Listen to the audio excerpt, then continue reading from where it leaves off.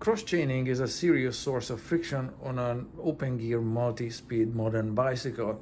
In this video, using this bicycle and its Shimano Ultegra group set, I'm going to show you and explain what it is, what it means, and how it is eliminated by using the gears sensibly.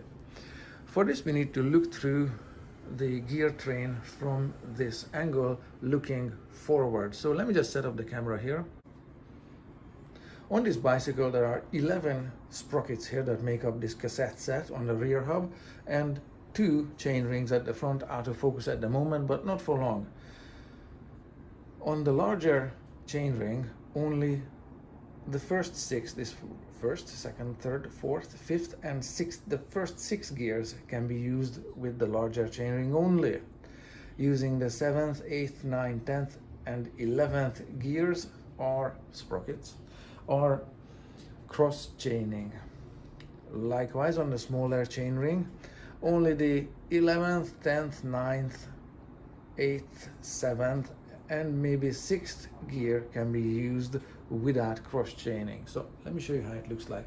The chain right now is on the 1st, 2nd, 3rd, 4th, 5th sprocket, and I want to zoom in on the derailleur at the front. So this is how the chain and the front derailleur will look like in 5th gear. There's a clearance on both the left side of the chain here, an air gap between the chain and the inner plate of the derailleur, and clearance gap there between the outside of the chain and this plate of the derailleur. In other words, the chain is passing clearly through the whole inside of the derailleur, and this is good. There is no cross chaining.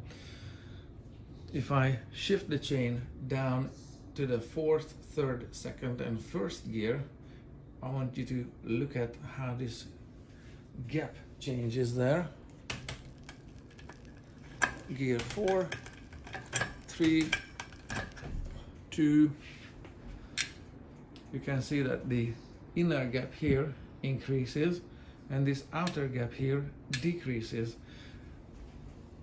And this is fine in normal operation. It's not a source of friction, but oops, down one more into 1st gear. This is how the chain runs. There's a large gap on the inside and just a tiny gap here, maybe a millimeter or so. That's difficult to see from here, but there is a clearance gap when I look at it from here in this direction.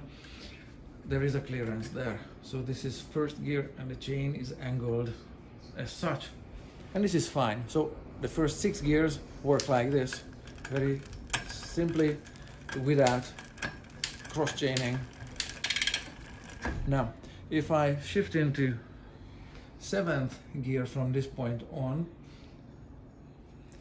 let me just count it quickly. 1, 2, 3, 4, 5, 6. Yep, 7th gear on. The chain will begin to rub here against the derailleur,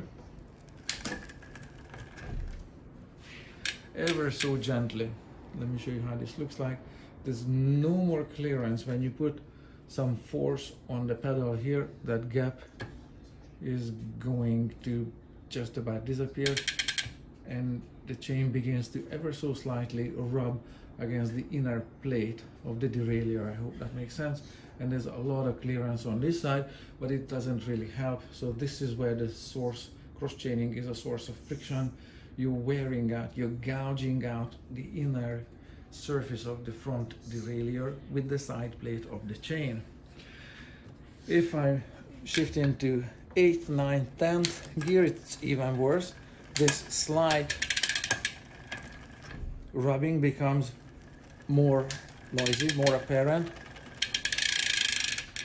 This extra noise coming from the drivetrain, you can see on how much of an angle the chain actually runs now. This noise is extra friction coming from here as a result of cross chaining. So the 11th gear here is clearly, this is the 11th gear, is clearly cross chaining severely. If I shift down on the smaller chainring, the problem is solved. The chain is still on an angle, but there is a clearance, however subtle that clearance is. There, the camera is in the way. There is a clearance between the chain and the derailleur, and the chain runs silently. There. So that's gear 11, 10, 9, no issue, 8.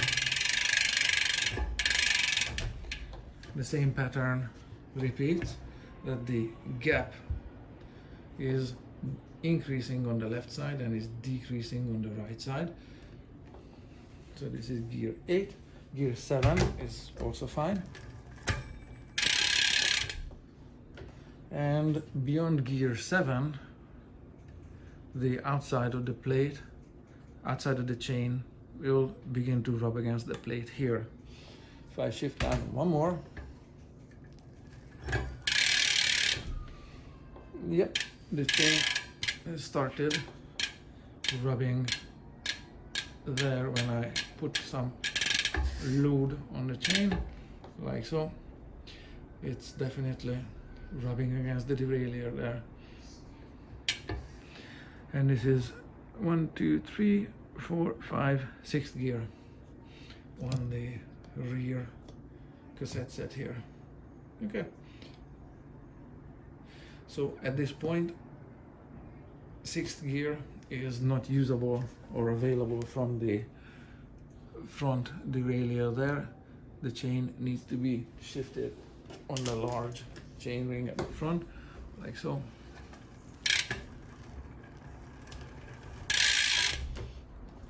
So there's no more cross chaining.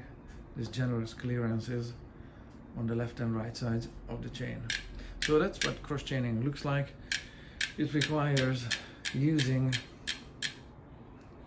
the gears here sensibly, making the chain as straight as possible without gouging out either the outside or the inside plate on the front derailleur.